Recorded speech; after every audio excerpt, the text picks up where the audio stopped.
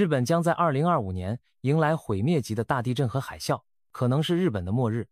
这听起来像电影情节，但许多自称先知的人都指向了同一年份、同一地点，让人不得不好奇，2025年真的会发生这样的灾难吗？日本人对此又有什么反应呢？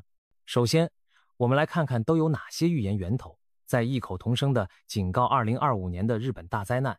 令人惊讶的是，来自不同背景的预言家和神秘人物都不约而同地把目光投向2025，好像这一年注定不平凡。提到预言2025日本大地震，就不能不介绍一位传奇的日本漫画家龙树亮。别看他是画漫画的，他可是被粉丝称为预知梦漫画家，因为他的作品曾神准预言了多起大事件。早在1999年7月，龙树亮出版了一本非连载漫画，名字就叫《我所看见的未来》。这本漫画收录了他15个离奇的预知梦，其中最让人毛骨悚然的是，漫画封面上竟然写着大灾害2011年3月。没错，2011年3月发生的正是东日本大震灾311大地震。在事发12年前，他就透过梦境画出了这个日期，堪称神预测。因此事后这本漫画在日本引起轰动。更早之前，他还曾在1995年1月2日梦见一场大地震，结果仅仅15天后，现实中就发生了阪神大地震。种种巧合让人不得不佩服他梦境的命中率。如今，今年已经70岁的龙树亮再度成为焦点，因为他当年的漫画和后续记录的梦境中，直接点出了2025年7月会有一场毁灭性的大地震。这预知梦的场景简直像世界末日电影般壮观而恐怖。我们来还原一下他描述的梦中情景。那是一个炎热的夏日，他注意到梦中人们都穿着短袖，所以判断是夏天，大约在7月5日的清晨或黄昏。他在不同时期2次梦到类似场景，根据梦中的手表时间，他母亲下班的时间以及后来出现的葬礼日期等线索，推测可能是在7月5日的4点18分或5点左右。梦中突然天崩地裂，大地震发生在日本、台湾与菲律宾所形成的三角形海域的中心位置。随着剧烈的海底爆炸轰然响起，海面开始疯狂翻涌。他抬头望去，只见东方太平洋方向出现了2条宛如巨龙般的云雾，呼啸着朝地震震央飞去。接着，一幕更离奇的景象出现了，地震引发的能量竟然让海面隆起出一块新的大陆。这块新生的陆地巨大无比，仿佛一座桥梁，要把台湾、菲律宾和香港连接在一起。然而，新大陆的诞生只是梦魇的开始，随之而来的是可怕的地质变动，海底出现了巨大的裂缝，滚烫的岩浆从裂缝中涌出，把海水煮得沸腾。下一秒，海水向四面八方崩裂开去，形成了高达100米的巨型海啸。巨浪以摧枯拉朽之势扑向周边的国家和地区，日本首当其冲，沿海地区瞬间被吞没。巨浪过后，日本有1/3的国土沉入海中，消失不见。周围的台湾、菲律宾、香港等地也遭受重创，整个亚洲太平洋区域都陷入一片水与火交织的末日景象。梦中的龙树亮目睹这场浩劫，甚至看到了自己至亲的命运。他梦见自己母亲和妹妹都没能逃过这场海啸，在灾难中不幸罹难，而他的葬礼将于7月15日举行。听到这里，你可能鸡皮疙瘩都起来了，这根本就是一部超现实灾难大片的剧情。什么新大陆从海里升起，100米海啸吞噬国土，实在是太夸张，太震撼了。如果不是因为龙树亮过去的预知梦应验过多次，换谁都会觉得这只是天马行空的白日梦吧。然而事实是，他之前的15个预知梦里已经有10个应验，现在还有5个悬而未决。2025年大地震正是其中之一，难怪许多人既害怕又忍不住关注，万一他这次又说中了呢？毕竟一个曾精准预言311大地震的人，如今很严肃地告诉你，更大的灾难将在2025年夏天降临，这怎能不让人心惊？除了漫画家，预言2025日本大劫难的，竟然还有一位神秘网友，他自称来自未来，大家称他为2062年未来人。这听起来很中二，但他的传奇事迹在日本网络上广为流传。早在2010年11月，一个匿名 ID 突然现身日本最大的论坛，自称他是从2062年穿越回来的未来人。一开始大家当他是开玩笑或搞怪，但这位未来人接连抛出让人瞠目结舌的信息。2010年底，他留下了一句话：快躲到山上去。结果几个月后的2011年3月，日本就发生了毁灭性的东日本大地震和海啸。难道他是在提示要远离海岸，高处避难？后来有人翻出，他真的提前预告了311海啸。这还没完，2011年7月，他又冒出来说，2016年4月会有大事发生。结果到了2016年4月，日本熊本真的发生了强烈地震。更绝的是，他甚至精准指出我会在2016年4月15日回来。结果熊本地震主震就发生在4月14日深夜，接近4月15日，简直神乎其技。之后他说5月17日我会再现身，没想到5月16日茨城县又发生强震。这连串巧合让许多网友开始半信半疑，也许这家伙真有2把刷子。随着名气增大，网友开始向2062年未来人提各种问题，想套出更多未来资讯。他的回答虽然经常云山雾罩，但也透露了一些惊人的所谓未来事件。其中最令日本人关注的就是关于2025年的预言。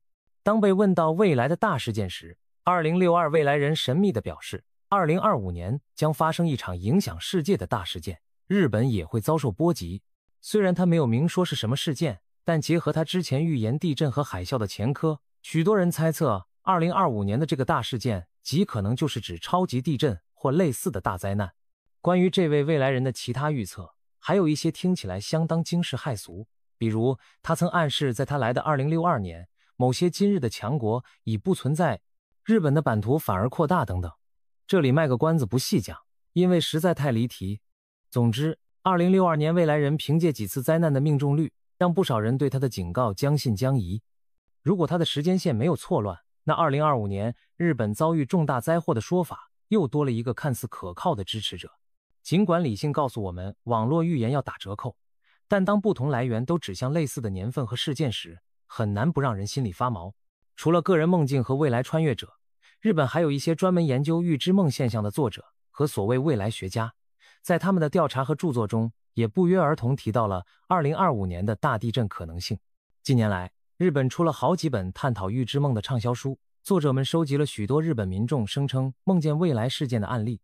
他们在分析这些梦境时，发现一个有趣又令人不安的趋势。相当多的梦境指向2020年代中期发生巨大地震，尤其集中在2025年前后。想象一下，当不同地区不相识的人们都在梦中见到类似的灾难场景，而且时间指向同一年，这种集体潜意识的巧合是不是很瘆人？有些研究者推测，人类或许有一种潜在的预感能力，会在大灾难前夕以梦境形式表现出来。虽然科学上无法证实预知梦的真实性，但这些书里引用的故事可谓是半信半疑，宁可信其有。当然，也有人怀疑是因为龙树亮等知名预言传开后，大家产生心理暗示，于是更多人梦见2025有灾难，从而形成一种集体趋势。无论原因是什么，至少在日本的预言圈子里，2025年等于大地震已经成了一个热门话题。而网络时代信息发酵，这些预言很快就传到了全世界。小结一下，到目前为止，我们看到来自漫画家、神秘网友、作家、研究者等多方的信息，都指向2025年的日本将有一场空前的大灾难，特别是超级地震和海啸。预言的内容从单纯的大地震、海啸一直升级到新大陆崛起、国土沉没这种末日级别，可谓越传越离谱，越传越吓人。那么问题来了，这些可怕的预言有没有可能是真的，还是纯属巧合的谣传？接下来，让我们从科学的角度看看日本未来发生巨震的可能性究竟有多高。聊了这么多预言，我们也该踩一踩刹车，用理性来审视一下现实世界的数据和研究。毕竟，再逼真的预知梦也比不上科学统计来的可靠，对吧？那从科学角度来说，日本在未来几年内发生超大地震的风险高吗？答案其实是相当高。即使撇开所有神秘预言不谈，我们也不得不严肃看待这个风险。首先，地质学家和地震专家早就警告过，日本存在一个南海海槽超级地震的威胁。南海海槽是位于日本西南沿海的一条大型海底断层带，历史上曾多次发生规模8以上的大地震。根据日本政府地震调查委员会的报告，未来30年内，在南海海槽发生规模9级超大地震的几率高达 70%。 注意， 70% 可不是个小概率，等于是在我们有生之年看日本新闻，很可能就会碰上这档事。这个预测并非拍脑袋想出来的，而是根据过去地震周期和当前板块应力累积程度计算出的结果。上一回类似的大地震发生在1940年代，日本当时在1944年和1946年接连发生东南海地震和南海地震，距今已经将近80年了。虽然80年对地质来说不算长，但按照历史周期，大约每100年至150年就会有一次超级地震。21世纪中叶前，日本再来一次特大地震并不意外。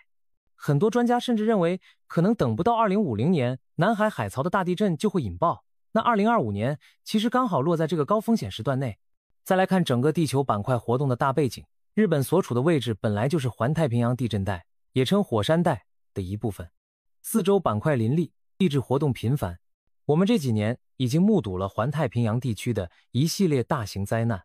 2010年，智利发生了毁灭性地震和海啸；2011年，日本311大地震；2018年，印尼巽他海峡海啸；2021年，阿拉斯加近海大地震，甚至2022年初，在太平洋岛国汤加还出现了史上罕见的大型海底火山爆发，引发环球冲击波和海啸。这些事件让科学家注意到，环太平洋板块最近处于一个活跃期。有些地质学者认为，巨大的地震活动有时会以集群方式发生，一处板块剧烈运动后，可能在相隔几年内引发远处板块边缘的压力重新分配，导致其他地震活跃带进入临界状态。简单说，就是大地震可能会一个接一个来。日本311地震后，全球地震活动的模式似乎有所改变，科学家持续监测着周边断层的压力变化。结论就是，在未来几年甚至几十年内，发生类似311级别或更强地震的可能性绝对存在。日本尤其需要提高警觉。除了长期风险，科学界也在尝试一些新技术预测，例如一些日本研究团队在观察动物行为、地下水位，甚至大气电磁变化，希望寻找地震前的蛛丝马迹。虽然迄今为止还没有可靠的短期预测方法，但科研人员并未放弃。2020年代开始，日本的地震预警系统也更加完善。如果有强震发生，能在震波传播的几秒到10几秒前提醒民众避难，这在一定程度上减少伤亡。但是，如果真出现规模9级的特大地震和海啸，预警系统也只能尽量争取时间，无法完全避免灾难的破坏。值得一提的是，日本官方其实早就做过最坏情境的推演。如果南海海槽全段连锁断裂，发生超巨型海啸地震，沿太平洋沿岸将受到严重打击。政府预估最坏情况下，死亡人数可能超过30万人，经济损失难以估计。听起来是不是刚好与那些预言中数十万人死亡、沿海地区消失的描述不谋而合？现实中的科学数据已经很吓人了。因此，即便我们完全不理会什么预知梦未来人，光是基于地质专家的研究，我们也有充足理由相信，日本确实面临着巨大的地震风险，而2025年前后是个关键期。说到这里，我们可以稍微松口气，至少那些听起来疯狂的预言并非全无根据，某些部分居然和科学预测对上号了。当然，龙树亮梦中的新大陆、百米海啸、日本沉没1/3，这些情节太夸张，科学上看来实现几率几乎为0，地壳要瞬间隆起一块连接几国的新陆地，可能性微乎其微。不过，他预见的大地震和大海啸本身是真有可能发生的，只是规模大小问题而已。如果他只是用艺术夸张手法描绘灾难，那现实也许不会这么戏剧化。但哪怕现实版本只有他梦境的1/10严重，都绝对是场灭顶之灾。因此，理性如科学家也不得不承认，日本未来的确有场恶战要打，不是和怪兽对决，而是和大自然的无情力量对决。现在我们做个假设，假如2025年的这场预言中的大地震真的发生，无论规模是像龙树亮梦里那样末日级，还是仅仅规模9左右的超强地震加海啸，都会带来什么样的影响呢？让我们大开脑洞，同时参考以往经验，来想象这可能的后果。有点黑色，但我们尽量以轻松口吻聊一聊，毕竟这只是假设情境，希望永远不会成真。人员伤亡和财产损失，这无疑是首当其冲的。2011年的311地震和海啸造成将近2万人死亡失踪，已经是日本自2战以来最严重的灾难。如果2025年来一场更大的，伤亡数字恐怕要上升一个数量级。龙树亮的预言形容数十万人死亡，听起来触目惊心。这个数字并非完全凭空乱讲，日本政府自己的最坏情境推演也是数万到数十万死亡。想想沿海的那些大城市，东京、横滨、名古屋、大阪，哪一个不是人口密集、房屋林立？即便有先进的防震建筑和避难系统，真遇到超乎设计极限的地震海啸，后果仍将不堪设想。海啸一旦突破防波堤，低洼地区可能瞬间变汪洋，无数家庭、学校、医院都会受到冲击，房屋倒塌、火灾、基础设施毁坏，损失金额恐怕以数百兆日元计算。更别提如果像梦中说的，日本有一部分沉没，那涉及的土地消失和移民问题更无法估量，上百万、上千万人将无家可归，仅仅安置生还者就是巨大的挑战。日本沿海有多座核电站，311地震大家都记忆犹新，不仅是地震和海啸本身，还引发了福岛核电站事故，辐射外泄造成长期影响。如果2025年发生的地震波及其他核电设施，例如日本中部的滨冈核电站，它恰好位于预测的南海海槽震区附近，一直被视为高风险。那么我们可能会看到新的核灾难。核电站一旦失控，后果不仅影响日本，还可能波及整个东亚的环境，辐射、污染海洋、空气和土壤，让受灾地区多年无法居住和耕种。龙树亮梦到海底裂缝喷出岩浆，虽然有点魔幻，但现实中如果地震诱发海底火山喷发或其他化学泄漏，也会对环境造成多重打击。总之，大地震往往伴随着环境灾难，从核污染到水质恶化，影响深远且难以收拾。日本是世界第3大经济体，一举一动都关系全球经济健康。如果日本遭遇毁灭性打击，全球市场绝对会剧烈震荡。短期内，日元汇率、股票市场可能暴跌，各种保险公司要赔得吐血。日本企业众多，从汽车、电子到半导体零件，他们的停工将造成全球供应链断裂。想象一下，汽车零件供应不足，全球车厂被迫减产，电子元件缺货，您的手机、电脑涨价，甚至连任天堂 Switch 游戏机都可能断货。这或许是比较次要的烦恼了，但对玩家来说也很心痛啊。另外，日本还是全球重要的投资国，大灾后资金势必撤回国内救灾，引发国际资本市场连锁反应。可以说，一场日本的超级地震不仅是自然灾害，也是全球经济灾害。如果灾难发生，国际社会一定会伸出援手。美军在日本有基地，可能第一时间协助救援。邻国如中国、韩国也会派遣救援队。尽管平时大家有矛盾，但大难临头还是人道为先。台湾和菲律宾如果也受到波及，将出现多国同时救灾的局面，各国需要协调资源。这种大灾可能成为促进国际合作的契机，也可能因为资源短缺引发新的纷争，例如难民问题、海上救援范围等等。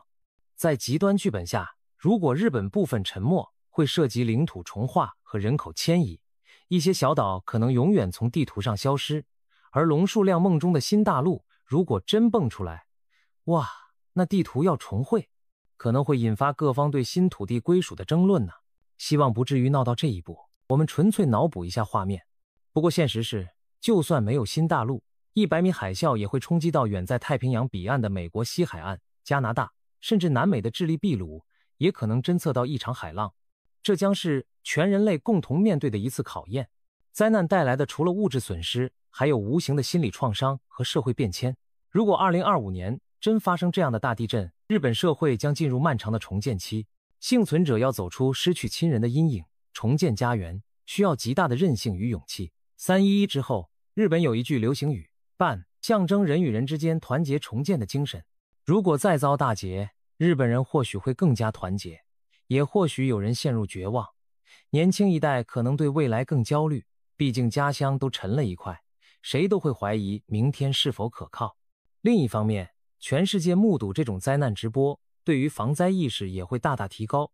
其他处在地震带的国家，例如台湾或美国加州等，会更加重视防震演习和建筑安全，毕竟前车之鉴因见不远。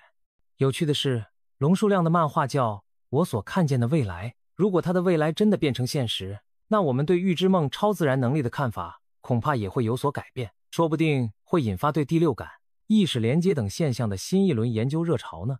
总之，如果预言成真，后果将是全方位的，从个人到国家再到全球，都会被深刻改变。当然，我们心里都祈祷这一切永远别发生，当成茶余饭后谈资就好。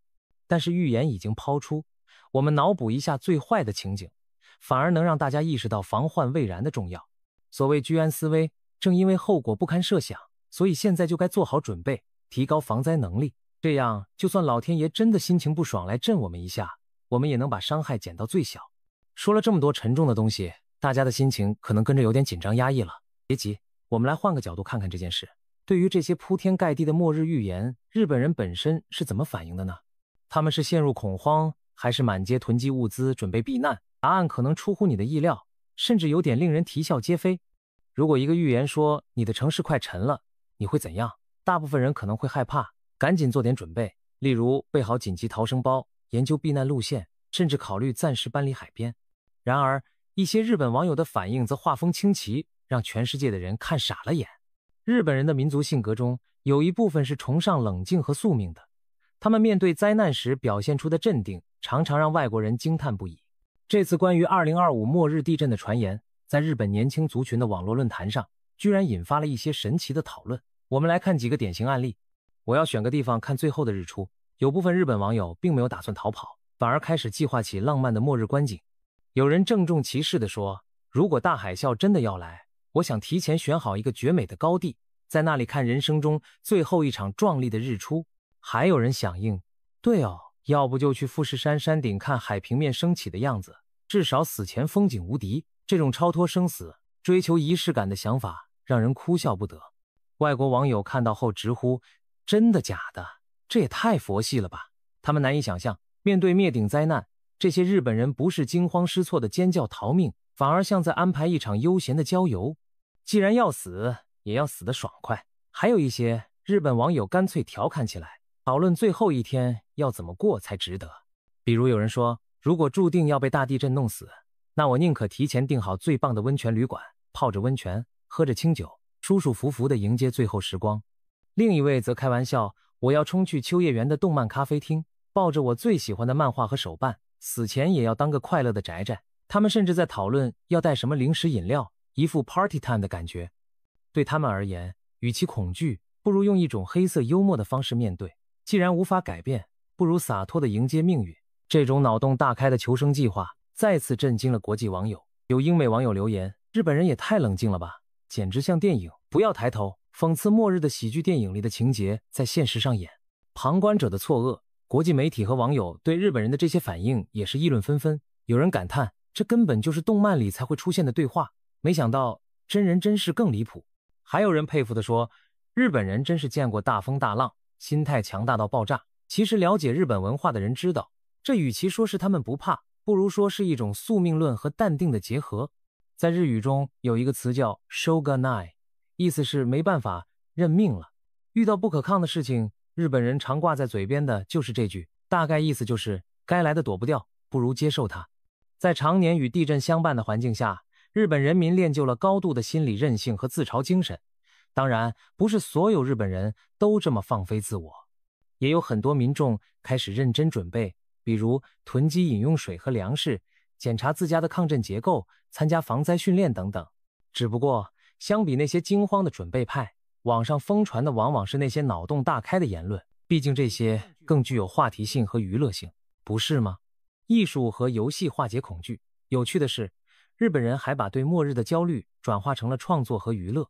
比如，有漫画家开始绘制如果东京沉没的虚拟剧情，用插画展现末日下的日本，既是警示，也是戏谑。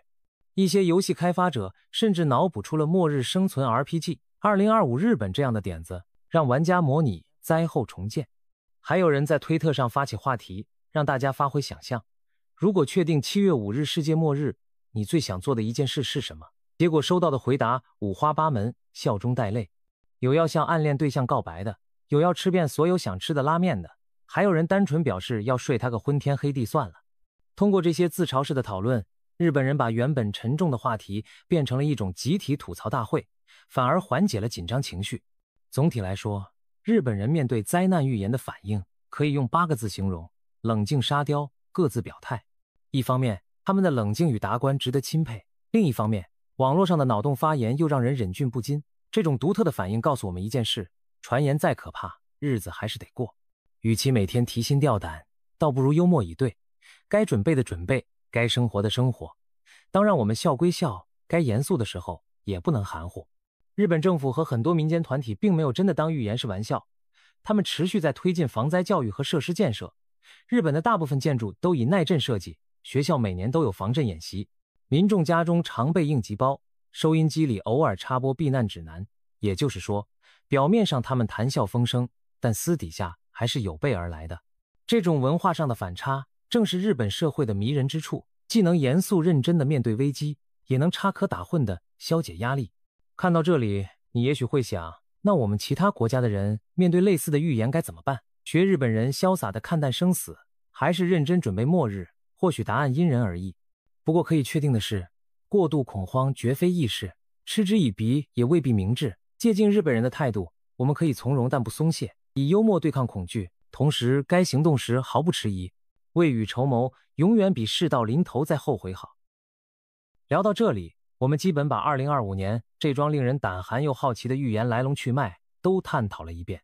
从传奇漫画家的梦中场景，到神秘未来人的网络留言，再到科学家的风险评估，以及日本普通民众的种种反应，我们仿佛一起经历了一场跨越现实与未知的探险。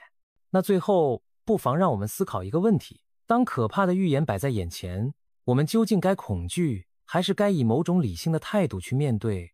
首先，预言终究是预言，尚未成为现实。人类历史上末日预言何其多，大多数最终都被证明是虚惊一场。记得2012年的玛雅历法世界末日论吗？